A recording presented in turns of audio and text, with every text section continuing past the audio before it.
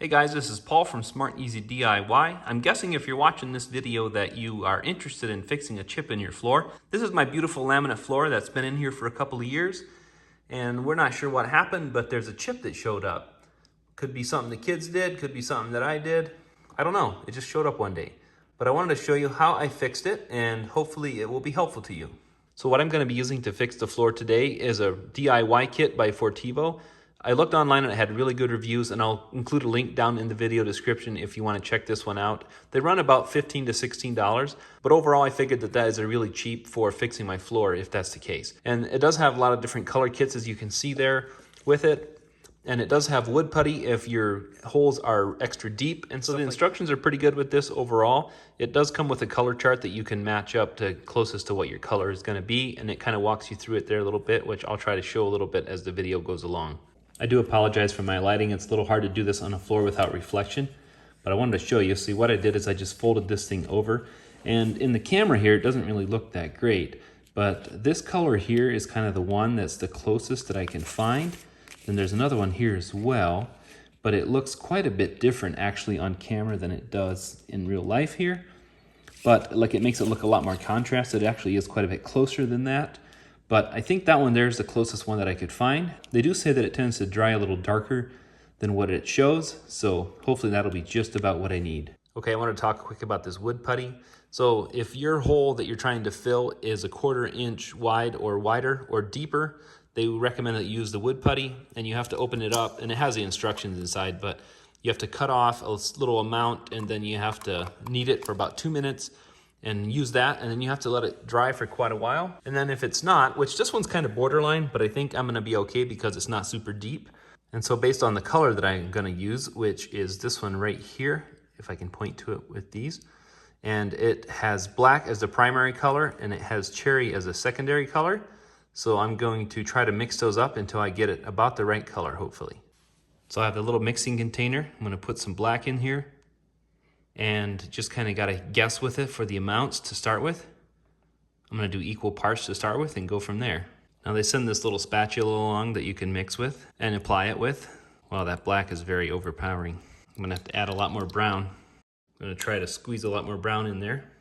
So don't do what I do and mix equal parts of the black and the other color, because the black is very overpowering. Just use a little bit of that. Yeah, so I got it mixed up and it looks really pretty close, I think. You just kind of have to go back and forth, see what looks the closest, because you can add a little bit, or if you get it too dark, you can add a little bit of white color as well to lighten it up, I do believe. When you're doing this, you should have a damp paper towel or a cloth around, just so you can clean things when you need to. That way you can get a fresh start after mixing, or you can mix with something different.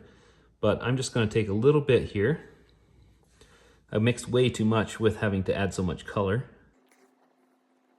It's a little messy. Don't worry if you get too much on there. And you can clean it off with a paper towel.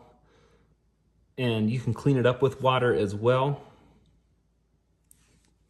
So this is a little tricky because it's on the edge of a patch. But I would say just, try to use it kind of like putty. And just get it as close as you can. Right now it's looking a little bit yellowish, but they do say that it dries a little darker. Then they give you a little brush here to give it a little texture if you want. And if you mess it up, of course, you can just add a little bit more. Okay, now that it's patched, I wanted to show you a closer up of what it turned out like.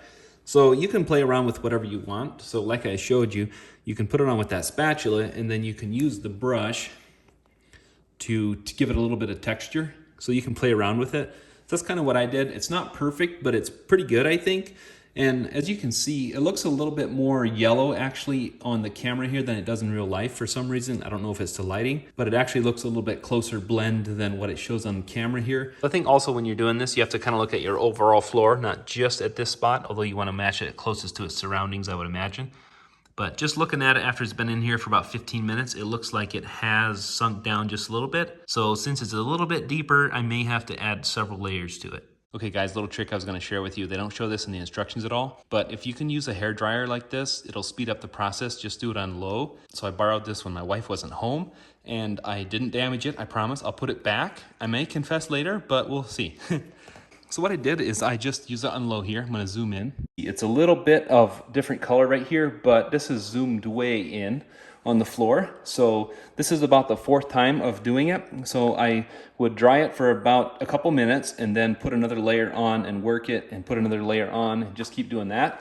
So now it's about 4 layers, and the hard part with this, like I'd mentioned earlier, is to get this line correct right here because it's right on the edge.